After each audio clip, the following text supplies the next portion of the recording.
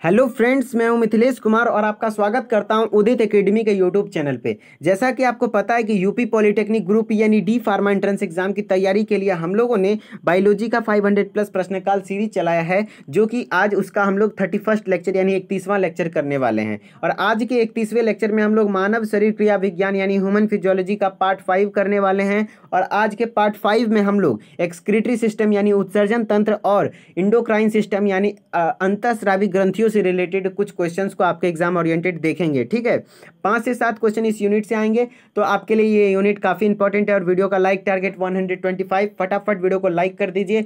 और आपको बता दें कि आपके लिए कुछ सरप्राइज है इसी लेक्चर में, आप आगे बने रहिए, आपको सरप्राइज मिल जाएगा। काफ़ी दिनों से उस पर वर्क चल रहा था। ठीक है, टेलीग्राम चैनल उदित एकेडमी के नाम से आप बना लीजिए, मतलब ज्वाइन कर लीजिए इस टेलीग्राम चैनल को, क्योंकि यहीं पे आपको क्लासेस का नोटिफिकेशन साथ ही साथ free of cost PDF notes मिलता है। और आपके एग्जाम से रिगार्डिंग जो भी नोटिफिकेशन आता है यहीं पे सेंड किया जाता है। ठीक है, तो आप कोई भी नोटिफिकेशन से वंचित न रह जाएं, इसलिए टेलीग्राम को ज्वाइन कर लीजिए, फ्री ऑफ कॉस्ट है। तो चलिए अब बारी आती है सरप्राइज का। तो काफ़ी दिनों से मेहनत चल रहा था NCERT based question digital book बनाने का, तो मैंने इस बुक को रेडी कर दिया है। डिजिटल बुक बनाया है जो कि आपको बायोलॉजी साथ ही साथ फिजिक्स केमिस्ट्री तीनों का है। आपको चैप्टर वाइज यहाँ पे एमसीक्यू मिलेंगे और साथ ही साथ उसका सॉल्यूशन भी मिलेगा, डिटेल्ड सॉल्यूशन ना कि बल्कि सिर्फ आंसर हो। ठीक है, और क्लास 11 12 दोनों का है। जो बच्चे अभी फिलहाल सीयूईटी का फॉर्म भरे हैं, सीयूईटी का तैयारी करेंगे, उनके लिए तो ये सबसे बेस्ट है, क्योंकि आप सिर्फ 12th पढ़िए, जरूरी नहीं कि 11th पढ़ना है, आपको सिर्फ 12th पढ़ना है। लेकिन आपको जो भी, जैसे कि यूपी पॉलिटेक्निक वाले बच्चे हैं,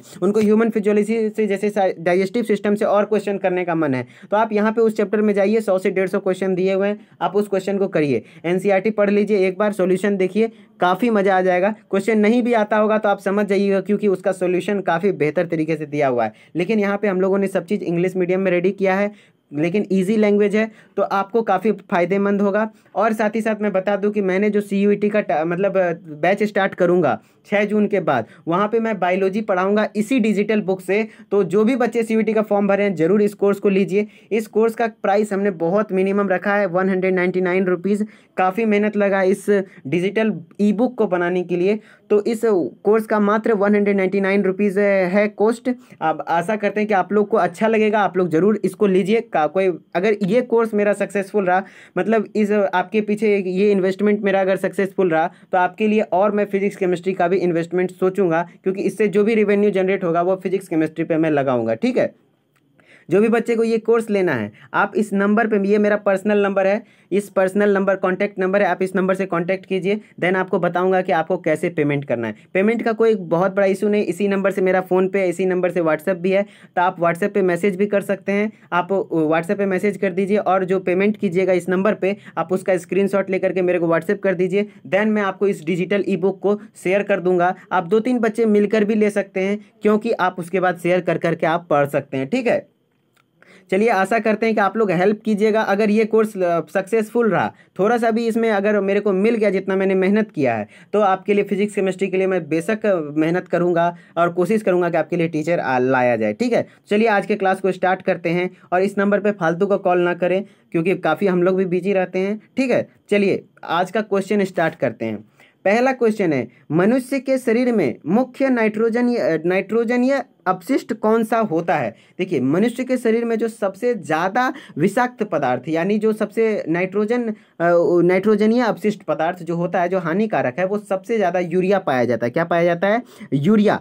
सबसे पहला ही ऑप्शन हो जाएगा, यूरिया पाया जाता है। और यूरिया का फॉर्मूला आपके एग्जाम में पूछेगा तो आंसर करना है CONH2 यानी CO एक होता है और NH2 कितना होता है? 2 होता है। ठीक है, तो मानव शरीर में जो सबसे ज़्यादा नाइट्रोजनीय अपशिष्ट पदार्थ बनता है वो कौन सा बनता है? यूरिया बनता है। ठीक है, चलिए नेक्स्ट क्वेश्चन पे आते हैं हम लोग। नेक्स्ट क्वेश्चन पे है, स्तनधारी इसमें यूरिया बनाते हैं। देखिए, जितने भी स्तनधारी हैं उसमें जो यूरिया बनता है, मैंने बताया ना, यूरिया ही सबसे ज़्यादा क्या है? विषाक्त पदार्थ है, नाइट्रोजनीय विषैला पदार्थ है, नाइट्रोजन युक्त। तो ये आखिर बनता कहाँ है? तो भैया आपके यकृत यानी लीवर में बनता है। ये जो आपका लीवर दिख रहा है ना, इसी लीवर में बनता है यूरिया। यही यूरिया क्या करता है? यही लीवर यूरिया बनाता है और खून को साफ करता है। ठीक है, इसी कारण से लीवर को डिटॉक्सिफिकेशन यूनिट भी कहा जाता है। क्योंकि लीवर जब खून को साफ करता है तो खून से जो गंदगी निकलता है उसी से क्या बनाता है, वो यूरिया बनाता है, और यूरिया को फिर मूत्र के द्वारा बाहर निकाल दिया जाता है। ठीक है, तो स्तनधारी जो यूरिया बनाता है वो किसके द्वारा बनाता है, यकृत यानी लीवर के द्वारा। ठीक है, चलिए अब हम लोग नेक्स्ट क्वेश्चन में आते हैं।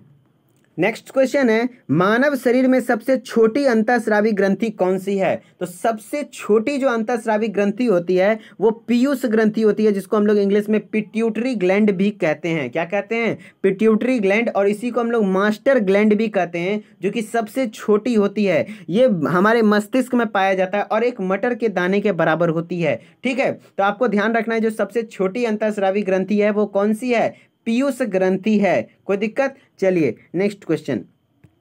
नेक्स्ट क्वेश्चन है, मूत्र का पीला रंग किसकी मौजूदगी के कारण होता है? मूत्र का जो रंग पीला होता है वो किसकी मौजूदगी के कारण? तो यूरोक्रोम नाम का जो केमिकल है इसके कारण क्या होता है, मूत्र का रंग पीला हो जाता है। ठीक है, और यूरोक्रोम के कारण ही क्या होता है, मूत्र का रंग पीला हो जाता है। चलिए नेक्स्ट क्वेश्चन। नेक्स्ट क्वेश्चन है, किडनी का कार्यात्मक यूनिट यानी किडनी का जो फंक्शनल यूनिट है वो कौन सा है? तो भैया ये किडनी है, और एक किडनी का जो फंक्शनल यूनिट होता है उसको हम लोग नेफ्रॉन कहते हैं। और एक किडनी में लगभग 1 मिलियन यानी 10 लाख किडनी पाए जाते हैं। यानी 2 किडनी आपके शरीर में है, यानी टोटल कितना होगा, 20 लाख नेफ्रॉन होंगे। तो किडनी का जो कार्यात्मक यूनिट है वो क्या होता है, नेफ्रॉन होता है। आपको यह ध्यान रखना है, किडनी का कार्यात्मक यूनिट किसको कहते हैं हम लोग, नेफ्रॉन को कहते हैं। ठीक है, चलिए नेक्स्ट क्वेश्चन है, मानव शरीर में यूरिया का अधिकतम मात्रा किसमें पाई जाती है? देखिए जो यूरिया बनाया लीवर यानी यकृत, वो यूरिया निकलेगा तो किसके थ्रू सबसे ज़्यादा निकलेगा? तो आपके मूत्र के द्वारा सबसे ज़्यादा निकलता है यूरिया। ठीक है, जो मैक्सिमम यूरिया को एक्सक्रीट किया जाता है यानी बाहर किया जाता है तो वो किसके द्वारा किया जाता है, मूत्र के द्वारा किया जाता है। ठीक है, चलिए नेक्स्ट क्वेश्चन है, अपोहन यानी डायलिसिस का प्रयोग किस क्रिया को पूरा करने के लिए होता है? तो देखिए जो अपोहन होता है यानी डायलिसिस है, ये जो हॉस्पिटल में आपने ऐसा देखा होगा, तो जब किसी इंसान का क्या होता है, किडनी फेल कर जाता है, यानी वो ब्लड को फिल्टर नहीं कर पाता है। किडनी का काम क्या है, खून को छानना, ब्लड को फिल्टर करना। तो जब वो नहीं कर पाता है देन उसके लिए डायलिसिस टेक्निक का उपयोग किया जाता है, जो कि किसका, किडनी के काम को पूरा करता है। किसके काम को पूरा करता है, किडनी के काम को। जब किडनी फेल हो जाता है तो किसका काम को पूरा करेगा, किडनी के काम को पूरा करता है। कौन विधि, डायलिसिस विधि, जिसको हिंदी में हम लोग अपोहन विधि कहते हैं। ठीक है, चलिए नेक्स्ट क्वेश्चन। मज़ा आ रहा है पढ़ने में तो आप लोग वीडियो को लगातार लाइक कीजिए, फटाफट लाइक कर दीजिए ताकि मज़ा आता है। अगर आप लोग वीडियो को लाइक करते हैं तो मेरे को मेहनत करने में मज़ा आता है। ठीक है, हेनले का लूप का कार्य संबंधित है। देखिए जो नेफ्रॉन के बारे में हम लोगों ने पढ़ा था कि जो किडनी का कार्यात्मक यूनिट नेफ्रॉन है, उसमें वही नेफ्रॉन का ये स्ट्रक्चर है। तो उस नेफ्रॉन में जो एक लूप बनता है नीचे में, इस लूप को हम लोग हेनलेज लूप कहते हैं। क्या कहते हैं, हेनलेज लूप।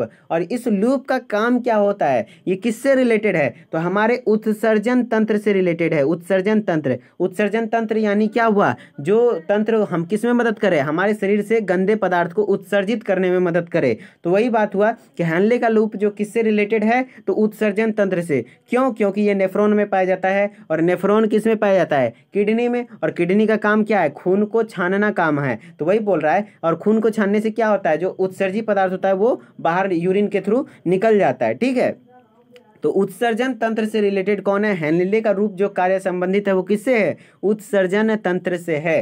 ठीक है, चलिए नेक्स्ट क्वेश्चन में आते हैं हम लोग। नेक्स्ट मैं पहले एक स्लाइड बनाया हूँ जो कि आपको एंडोक्राइन ग्लैंड्स के बारे में नॉलेज देगा। देखिए एंडोक्राइन ग्लैंड्स क्या होता है, एंडोक्राइन ग्लैंड्स यानी अंतःस्रावी ग्रंथियां हैं, जो कि कुछ हैं जो आपको नाम याद रखने हैं। जैसे कि आपको पूछ देगा कि निम्न में से कौन सा अंतःस्रावी ग्रंथि है, 4 ग्रंथि का नाम दे देगा, जिसमें से कोई एक होगा अंतःस्रावी ग्रंथि। तो इस तरीके से आपको चुनना पड़ेगा। तो चुनने के लिए आपको पता होना चाहिए कि अंतःस्रावी ग्रंथि क्या होता है। देखिए जितने भी एंडोक्राइन ग्लैंड्स होते हैं उसको हिंदी में अंतःस्रावी ग्रंथि कहते हैं। और वो क्या होते हैं, डक्टलेस ग्लैंड होते हैं, यानी वहाँ ही उसमें कोई पाइप नहीं होता है, डक्ट नहीं, नली नहीं होता है। उसका जो श्रवण होता है जो इस ग्लैंड से निकलता है उसको हम लोग हार्मोन कहते हैं। क्या कहते हैं, हार्मोन कहते हैं। और वो हार्मोन कोई नली के द्वारा नहीं बहता है। जैसे खून किसके द्वारा बहता है, नली के द्वारा। कोई एंजाइम किसके द्वारा बहता है, नली के द्वारा। सबके लिए सेपरेट एंजाइम है, ये ऐसा नहीं है। इसका कोई जो भी एंडोक्राइन ग्लैंड्स होते हैं यानी अंतःस्रावी ग्रंथि होते हैं उसमें कोई भी डक्ट नहीं होता है, वाहिनी नहीं होता है, वो सीधा अपना जो हार्मोन है उसको ब्लड में डाल देता है, ठीक है। तो इसका कोई डक्टलेस ग्लैंड होता है। इंडोक्राइन ग्लैंड्स के नाम याद रखने हैं, जैसा कि पहला ग्लैंड है हाइपोथैलेमस ग्लैंड, आप कहीं पे लिख के रख लीजिए, आपको ध्यान रखना है। हाइपोथैलेमस ग्लैंड, दूसरा है पिट्यूटरी ग्लैंड और तीसरा है पीनियल ग्लैंड, ठीक है। ये तीनों ग्लैंड कहाँ पाए जाते हैं? मस्तिष्क में पाए जाते हैं। इस तरीके से भी पूछता है कि पिट्यूटरी ग्लैंड जो है वो कहाँ पाया जाता है? मस्तिष्क में पाया जाता है, ठीक है। तो आपको ध्यान रखना है। फिर है थायराइड ग्लैंड, गर्दन नेक में पाया जाता है। पैराथायराइड जस्ट उसके नीचे होता है। फिर थाइमस, फिर पेनक्रियाज, एड्रीनल और ये टेस्टिस एंड ओवरी फीमेल में, टेस्टिस मेल में और ओवरी फीमेल में। ये कुछ एंडोक्राइन ग्लैंड्स के नाम है जो कि आपको ध्यान रख लेना है। मैं कहूँगा कि आप कहीं एक बार लिख के रख लीजिए, ठीक है। तो चलिए अब इससे रिलेटेड क्वेश्चन देखते हैं कि किस तरीके से क्वेश्चन आते हैं। वाहिनी विहीन ग्रंथियां यानी क्या हुआ? वाहिनी मतलब क्या होता है? नली, पाइप, नली यानी पाइप, वाहिनी विहीन यानी क्या हुआ? Ductless gland. डक्टलेस ग्लैंड का मतलब क्या हुआ? Endocrine gland. एंडोक्राइन ग्लैंड का मतलब क्या? अंतःस्रावी ग्रंथि। क्या? अंतःस्रावी ग्रंथि। जो भी अंतःस्रावी ग्रंथि है उसके स्रवन को क्या कहते हैं? जो निकालता है उसको क्या कहते हैं? तो भैया हार्मोन कहते हैं। मैंने बोला था ना, जितना भी एंडोक्राइन ग्लैंड होता है वो डक्टलेस होता है यानी वाहिनी विहीन होता है, उसमें डक्ट नहीं होता है यानी नली नहीं होता है। और उसके जो भी स्रवन होता है, उसका जो भी निकलता है उसको हम लोग हार्मोन कहते हैं। क्या कहते हैं? हार्मोन। जैसे पिट्यूटरी क्या है? एक एंडोक्राइन ग्लैंड है, तो उसके जो स्रवन को क्या कहेंगे? हार्मोन कहेंगे, ठीक है। तो उसी तरीके से लिखा है ना, पिट्यूटरी हार्मोन, ठीक है। समझ में आ रहा है? चलिए नेक्स्ट क्वेश्चन। नेक्स्ट क्वेश्चन है, इनमें से कौन अंतःस्रावी ग्रंथि नहीं है? भैया अंतःस्रावी ग्रंथि नहीं है। देखिए क्वेश्चन आ गया ना, अंतःस्रावी यानी क्या हुआ? एंडोक्राइन ग्लैंड्स नहीं है। आपको पहले पता चलेगा तब तो कि कौन सा एंडोक्राइन ग्लैंड्स है। तो आपको मैं एक बार फिर से रिवाइज कर देता हूँ। देखिए एक बार देख लीजिए, एंडोक्राइन ग्लैंड्स में हाइपोथैलेमस है, पिट्यूटरी है, पिनियल है, ठीक है। इस तरीके से आप रखिए, सर में 3 है, हाइपोथैलेमस, पिट्यूटरी एंड पिनियल। उसके बाद है एक थायराइड और दूसरा पैराथायराइड, ठीक है। फिर एक है थाइमस, फिर है पेनक्रियाज और एड्रीनल ग्लैंड और टेस्टिस और ओवरी। इतना ही बस पिट्यूटरी ग्लैंड है, मतलब इंडोक्राइन ग्लैंड है, अंतःस्रावी ग्रंथि है। तो अब आपको छांटना है भैया एड्रीनल ग्लैंड क्या है। ये देखिए आपको दिख रहा होगा एड्रीनल, तो ये क्या है? अंतःस्रावी है, तो ये आंसर नहीं होगा। पिट्यूटरी ये भी अंतःस्रावी है, तो ये भी आंसर नहीं होगा। थायराइड, तो थायराइड भी है, तो ये भी आंसर नहीं होगा। यकृत, भैया यकृत नहीं होता है अंतःस्रावी ग्रंथि, ये भी ग्रंथि है, सबसे बड़ी ग्रंथि शरीर की यकृत ही है। और यकृत में क्या कहते हैं? ये एंडोक्राइन ग्लैंड्स नहीं है, इसका स्रवन को हार्मोन नहीं कहते हैं, एंजाइम कहते हैं, ठीक है। जो अंतःस्रावी ग्रंथि नहीं है वो कौन सा है? यकृत है। तो इस तरीके से आपके एग्जाम में क्वेश्चन कम से कम 1 या 2 जरूर देखने को मिलेगा। काफ़ी इंपॉर्टेंट चार्ट है, तो आपको ये ध्यान रखना है। चलिए उसी से रिलेटेड एक और क्वेश्चन पूछते हैं। पिट्यूटरी ग्रंथि कहाँ स्थित होता है? खास करके पिट्यूटरी के बारे में पूछता है। पिट्यूटरी को ही मास्टर ग्रंथि कहते हैं, ये भी आप ध्यान रखिएगा। तो पिट्यूटरी ग्रंथि कहाँ स्थित है? तो भैया मस्तिष्क में स्थित है ना, तो आंसर हो जाएगा मस्तिष्क, समझे। उसी तरीके से आपसे पूछ देगा हाइपोथैलेमस कहाँ स्थित है? तो मस्तिष्क में स्थित है। फिर पूछ देगा थाइमस कहाँ है? तो लंग्स के पास। यहाँ पे क्या होता है? लंग्स होता है, तो लंग्स के पास में ही क्या प्रेजेंट होता है? थाइमस ग्लैंड, ठीक है। इस तरीके से आपको ध्यान रखना है। एड्रीनल ग्लैंड कहाँ प्रेजेंट है? तो किडनी के ऊपर प्रेजेंट है। कहाँ है? किडनी के ऊपर, समझ रहे हैं ना। इस तरीके से क्वेश्चन आ सकता है आपके एग्जाम में। चलिए नेक्स्ट क्वेश्चन। गाय और भैंस के थन से दूध उतारने के लिए किस हार्मोन की सुई लगाई जाती है? आपने सुना होगा कि जो गाय, मतलब जिस गाय का बच्चा मर जाता है, यानी गाय जल्दी दूध नहीं देती है, तो उसमें एक इंजेक्शन लगाया जाता है जिससे वो आराम से दूध दे देती है। बाकी किस चीज़ का इंजेक्शन लगाया जाता है? तो ऑक्सीटोसिन नाम का एक हार्मोन है जो कि पिट्यूटरी ग्लैंड का ही हार्मोन है। वही पिट्यूटरी ग्लैंड का जो ये हार्मोन होता है ऑक्सीटोसिन, ये हार्मोन क्या करता है कि अगर जो उसको दूध देने का मन नहीं है फिर भी वो दूध देने लगती है, समझे। गाय और भैंस को जो दूध उतारने के लिए इंजेक्शन दिया जाता है उसमें कौन सा हार्मोन रहता है? ऑक्सीटोसिन हार्मोन का इंजेक्शन दिया जाता है। समझ रहा है? समझ रहे हैं? चलिए नेक्स्ट क्वेश्चन। नेक्स्ट क्वेश्चन है, थायराइड ग्रंथि से थायरोक्सिन स्रावित करने के लिए उत्तेजित करने वाला अंतःस्रावी हार्मोन कौन सा है? देखिए जो थायराइड ग्रंथि आपने देखा था, यहाँ पे थायराइड ग्रंथि आपको दिख रहा होगा। थायराइड ग्रंथि क्या हार्मोन रिलीज करता है? थायरोक्सिन नाम का हार्मोन रिलीज करता है। क्या? थायरोक्सिन। लेकिन वो थायरोक्सिन तभी रिलीज करेगा जब उसमें कौन सा, मतलब कोई एक हार्मोन उसको उत्तेजित करता है, समझे। तो वो है TSH। कौन सा हार्मोन? TSH हार्मोन ही पहले उत्तेजित करेगा थायराइड ग्लैंड को। देखिए फंक्शन ऐसा है कि पहले TSH जाएगा किसके पास, थायराइड ग्लैंड के पास, then thyroid thyroxine hormone release करेगा। समझ रहे हैं ना कि टीएसएच का होना जरूरी है, टीएसएच जब तक होगा नहीं तब तक थायराइड एक्टिव नहीं होगा, थायराइड एक्टिव नहीं होगा तो वो थायरोक्सिन रिलीज नहीं करेगा। समझ रहे हैं ना, ये कॉन्सेप्ट है। तो थायरोक्सिन टीएसएच यानी थायराइड स्टिमुलेटिंग हार्मोन, इसका पूरा नाम क्या होता है, थायराइड स्टिमुलेटिंग हार्मोन। नाम से ही पता चल रहा है कि थायराइड को क्या करता है, स्टिमुलेट करता है। तो आपको ये क्वेश्चन मैं फिर से एक बार समझा दूं।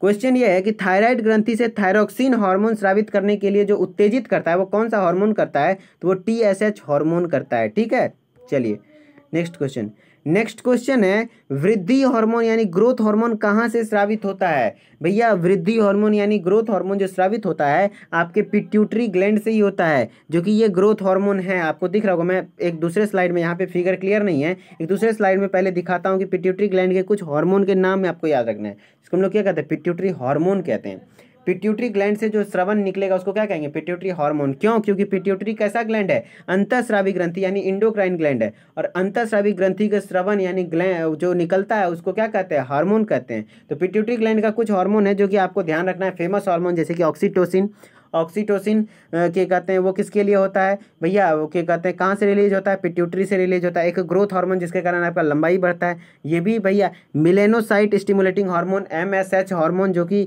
ये भी पिट्यूटरी से होता है। थायराइड स्टिमुलेटिंग हार्मोन अभी हमने पढ़ा था ना TSH, वो भी पिट्यूटरी से होता है। फिर प्रोलैक्टिन के बारे में भी आपको ध्यान रखना है, वो भी TSH से होता है। LH एंड FSH ये भी एक क्या है, पिट्यूटरी हार्मोन है। और एंटी डाययूरेटिक हार्मोन और एड्रीनोकॉर्टिकोट्रोपिक हार्मोन, ये इतने कुछ हार्मोन है जो कि क्या हैं, पिट्यूटरी हार्मोन है। आपको इतने याद रखने होंगे तभी क्वेश्चन बनेगा, पूछेगा निम्न में से कौन सा पिट्यूटरी हार्मोन है, तो आपको ध्यान रखना चाहिए पिट्यूटरी का खास करके हार्मोन क्या, oxytocin, growth hormone, melanocyte stimulating hormone, thyroid stimulating hormone, prolactin, LH and FSH and anti diuretic, ये सब कुछ हार्मोन हैं जो कि क्या हैं, पिट्यूटरी हार्मोन हैं। समझ में आ रहा है ना, चलिए उसी तरीके से क्वेश्चन क्या है, वृद्धि हार्मोन यानी ग्रोथ हार्मोन जो हमने पढ़ा था जी, ग्रोथ हार्मोन वो किसका स्रावन है, किससे स्रावित होता है, तो भैया पिट्यूटरी ग्लैंड से स्रावित होता है। इस तरीके से हमारा आंसर हो जाएगा। ठीक है, चलिए नेक्स्ट क्वेश्चन। ज़्यादा हार्ड क्वेश्चन नहीं आता है, आपको बस 2-3 बार देखे रहेंगे ना तो आप एग्जाम में क्वेश्चन कर ले जाएंगे। ठीक है, चलिए ऑक्सीटोसिन हार्मोन साबित नहीं होगा, स्रावित करने वाली ग्रंथि है। तो भैया अभी तो हमने पढ़ा ना ऑक्सीटोसिन, जो देखिए इस तरीके से क्वेश्चन है, ऑक्सीटोसिन जो स्रावित करता है वो कौन सा ग्रंथि है, तो भैया ऑक्सीटोसिन जो स्रावित करता है वो पिट्यूटरी ग्रंथि है। और पिट्यूटरी का ही एक और नाम है हिंदी में क्या, पीयूष ग्रंथि। क्या होता है, पीयूष ग्रंथि। पिट्यूटरी ग्रंथि को ही पीयूष कहते हैं और साथ ही साथ उसको मास्टर ग्रंथि भी कहते हैं। और यही सबसे छोटा अंतःस्रावी ग्रंथि है और इसका आकार एक मटर के दाने के बराबर होता है। और इससे कुछ कुछ हार्मोन रिलीज होते हैं, जैसे कि फेमस हार्मोन में है ऑक्सीटोसिन, ग्रोथ हार्मोन। ठीक है, ये दोनों तो काफ़ी फेमस है, और LH एंड FSH ये सब कुछ बहुत ज़्यादा फेमस हार्मोन है, तो आपको भी याद रखना है। ठीक है, चलिए नेक्स्ट क्वेश्चन है, आयोडीन की कमी से होने वाले रोग गलगंड यानी ग्वाइटर बीमारी, जो आपने देखा होगा कि गला फूल जाता है, वो किस ग्रंथि के अभिवृद्धि के कारण होता है, कौन सा ग्रंथि वहाँ बढ़ जाता है, तो भैया थायराइड ग्लैंड। क्योंकि थायराइड ग्लैंड कहाँ प्रेजेंट होता है, नेक में। कहाँ, नेक यानी गले वाले पोर्शन में। तो यही ग्लैंड में अभिवृद्धि हो जाता है यानी बढ़ जाता है, जिस कारण से वो क्या हो जाता है, गलगंड बीमारी होता है, यानी क्या होता है, ग्वाइटर नाम का बीमारी होता है। तो ग्वाइटर नाम का जो बीमारी होता है वो किसके कारण होता है, थायराइड ग्लैंड के अभिवृद्धि के कारण होता है। क्योंकि हमारे शरीर में किसकी कमी हो जाती है, आयोडीन की कमी हो जाती है। और आयोडीन की कमी को पूरा करने के लिए थायराइड क्या करता है, थायराइड ग्लैंड ज़्यादा से ज़्यादा थायरोक्सिन प्रोड्यूस करने का कोशिश करता है, और ज़्यादा थायरोक्सिन बनाने के चक्कर में ये अपना साइज बढ़ा लेता है। और साइज बढ़ाने के कारण क्या होगा, हमारा गला फूल जाएगा और हमें गलगंड बीमारी यानी ग्वाइटर बीमारी हो जाएगा। क्या आपको क्लियर हुआ आज का सारा क्वेश्चन? मैं फिर से एक बार, मैंने इस स्लाइड को सोचा था कि रिपीट करूंगा। एंडोक्राइन ग्लैंड्स के बारे में आपको जो ध्यान रखना है, कौन कौन से एंडोक्राइन ग्लैंड्स है, एक क्वेश्चन आपके एग्जाम में फिक्स है, ये लिख के रख लीजिए कि निम्नलिखित में कौन सा एंडोक्राइन ग्लैंड यानी अंतःस्रावी ग्रंथि है या फिर नहीं है। तो बस एक भी आपको ध्यान रहेगा, अंतःस्रावी ग्रंथि कौन कौन से हैं, तो आप छांट लीजिएगा ऑप्शन में। तो अंतःस्रावी ग्रंथि आपको ध्यान रखना है, मेरे साथ आप याद कीजिए, मैं याद करवाने के लिए स्लाइड को लगा था। कि आपके सर में 3 अंतःस्रावी ग्रंथियां होती है। सबसे पहला हाइपोथैलेमस होता है, फिर पिट्यूटरी होता है, फिर पीनियल ग्लैंड होता है, ये 3। उसके बाद आपके नेक में आता है थायराइड एंड पैराथायराइड। पोजीशन के साथ याद रखना है क्योंकि पूछ देता है, जैसे पूछा था ना कि पिट्यूटरी ग्लैंड कहाँ प्रेजेंट होता है, तो मस्तिष्क में होता है। उसी तरीके से पूछ देगा थायराइड ग्लैंड कहाँ होता है, तो गर्दन में होता है। और थायराइड ग्लैंड में ही क्या हो जाता है, अभिवृद्धि हो जाता है, जिसके कारण कौन सी बीमारी होता है, बोलिए, ग्वाइटर बीमारी यानी गलगंड बीमारी होता है। फिर थाइमस ग्लैंड जो होता है वो कहाँ होता है, तो हमारे फेफड़े के पास होता है। कहाँ होता है, फेफड़ा के पास, क्योंकि आपको पता होगा कि यहीं पे हमारा फेफड़ा पाया जाता है, ठीक है। और ये जो पेनक्रियाज है, ये देखिए इसमें एक कॉन्सेप्ट है, ये इसको हेटेरोक्राइन ग्लैंड कहते हैं, क्योंकि ये दोनों जैसा काम करता है। एक्सोक्राइन भी है, एंडोक्राइन भी है, यानी इसमें एंजाइम भी रिलीज होता है और साथ ही साथ हार्मोन भी है। तो ये सिर्फ एंडोक्राइन नहीं है, ये दोनों हार्मोन है, दोनों ग्लैंड है, ये यूनिक है, ठीक है। ये भी पूछेगा कि कौन सा हेटेरोक्राइन ग्लैंड्स है, तो उसको आंसर चल जाएगा पेनक्रियाज, यानी हेटेरोक्राइन मतलब है एंडोक्राइन भी है और एक्सोक्राइन भी है, ठीक है। फिर एड्रीनल ग्लैंड क्या है, एक एंडोक्राइन ग्लैंड है जो कि कहाँ प्रेजेंट होता है, किडनी के ऊपर प्रेजेंट होता है। फिर ये क्या है, टेस्टिस, मेल में टेस्टिस होता है, ये भी एंडोक्राइन ग्लैंड की तरह बिहेव करता है, क्योंकि इससे काफ़ी हार्मोन रिलीज होते हैं, जैसे कि टेस्टोस्टेरोन हार्मोन टेस्टिस से बनता है। फिर ओवरी, ओवरी से भी काफ़ी हार्मोन रिलीज होते हैं फीमेल में, जैसे इस्ट्रोजेन, प्रोजेस्टेरॉन, ये सारे हार्मोन ओवरी से रिलीज होते हैं। तो ये सब क्या है, एंडोक्राइन ग्लैंड्स है। तो ये कुछ ग्लैंड्स के नाम याद रखने हैं। फिर आपको पिट्यूटरी हार्मोन के बारे में मैं फिर से रिकॉल करा दूं, ये जो पिट्यूटरी हार्मोन है, वो पिट्यूटरी हार्मोन कम से कम आप पिट्यूटरी ग्लैंड के हार्मोन को आप याद जरूर कर लें।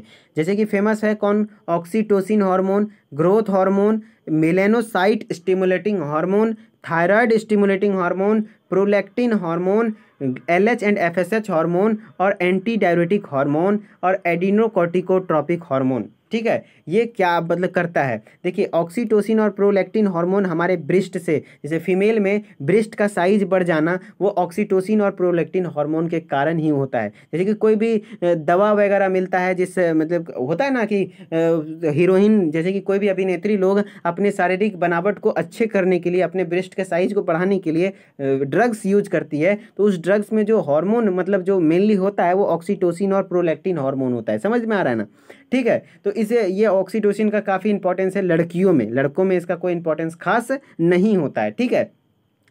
तो मेरे ख्याल से आज का क्लास आपको काफ़ी बेहतर लगा होगा, और आपसे यही रिक्वेस्ट है कि आप हमारे इस प्रयास को जरूर सफल कीजिए। As a support, as a help आप इस कोर्स को जरूर अवेल कीजिए, बहुत अच्छा आपको हेल्प मिलेगा। आप यदि CUET का तैयारी कर रहे हैं तब तो आपके लिए सबसे परफेक्ट है कि आप इस कोर्स को जरूर लीजिए, और इससे आपको कन्फर्म बेनिफिट होगा। क्योंकि जो मैं 6 जून के बाद क्लासेज स्टार्ट करूँगा CUET का, तो इसी डिजिटल बुक से स्टार्ट करूँगा, और काफ़ी मेहनत के बाद ये डिजिटल ई-बुक रेडी हुआ है, ठीक है। तो मैं आशा करता हूँ कि आप लोग इस नंबर पे जरूर कॉल करेंगे और हमारा हेल्प करेंगे, यानी सपोर्ट करेंगे। अगर सक्सेसफुल रहे इस कोर्स में, देन मैं आपके लिए और भी नए नए तरीके का, मैं सोच रहा हूँ माइंड मैप आपके लिए बनाऊं, ताकि एक चैप्टर का 2 से 3 पेज में कंप्लीट थ्योरी कवर हो जाए। वो भी होगा, पहले इस कोर्स को में जो मेहनत लगा है इसको सक्सेसफुल बनने दीजिए, ठीक है। और ये सक्सेसफुल तभी होगा जब आप लोग सपोर्ट करेंगे। 199 रुपया कोई बहुत बड़ा अमाउंट नहीं है। आप लोग यदि लेना चाहें, इतने में एक महीनों का इतना मेहनत से बनाया जाता है, तो आप लोग अगर हेल्प करना चाहें तो जरूर करिए। 2-3 बच्चे मिलके भी ले सकते हैं, ठीक है, ताकि आप एक दूसरे को शेयर भी कर पाएंगे। ये तो आप लेकर के शेयर भी कर लीजिए, 2-3 बच्चे मिलके भी आप अवेल कर सकते हैं। तो इस नंबर पे आप कांटेक्ट कीजिए, ठीक है। और आप हमारे उदित फार्मेसी एप्लीकेशन के बारे में आपको पता है, उदित फार्मेसी क्लासेस नाम से एप्लीकेशन है। यहाँ पे अब तो आपके पास समय नहीं बचा, तो इस कोर्स को लेने से आपको खास फायदा नहीं है, समय था। लेकिन हाँ, आप इसको एप्लीकेशन को जरूर अपने मोबाइल में रखिए, क्योंकि आपके फार्मेसी से रिलेटेड हर क्लास यहाँ चलती है, फर्स्ट ईयर, सेकेंड ईयर। फिर भी जो बच्चे लेना चाहते हैं तो आप इस नंबर पर कॉन्टैक्ट कीजिए, इनके लिए अलग नंबर है, इस नंबर पर कॉन्टैक्ट कीजिए, आपको यहाँ पे हेल्प किया जाएगा, ठीक है। तो चलिए मिलते हैं हम लोग ह्यूमन फिजियोलॉजी के लेक्चर 6 में, और आशा करते हैं कि आप लोग जरूर उस कोर्स को अवेल कीजिएगा और हमारे इस प्रयास को सक्सेसफुल साबित कीजिएगा, ठीक है। अगर साबित हुआ तो फिजिक्स और केमिस्ट्री का टीचर कंफर्म इस चैनल पे आपको दिया जाएगा, क्योंकि कोई भी टीचर आएगा तो विदाउट पैसे के नहीं आएगा। हम लोग ऐसे मेहनत कर सकते हैं, लेकिन कोई और टीचर नहीं कर सकता है ना। तो इसलिए हम लोग तभी ना जानेंगे कि मेरा इन्वेस्टमेंट सक्सेसफुल है, जब एक इन्वेस्ट अच्छा हो जाए, ठीक है। तो बस आशा है कि आप लोग अच्छा सपोर्ट करेंगे, सपोर्ट कीजिए जिस तरीके से चैनल पर अच्छा रिव्यू मिल रहा है, ठीक है। तो हम लोग फिजिक्स केमिस्ट्री के लिए भी जरूर सोचेंगे। तो ओके बाय, मिलते हैं ह्यूमन फिजियोलॉजी के लेक्चर 6 में कल, फिर 7 बजे शाम में लाइव आएंगे, ठीक है। Okay bye.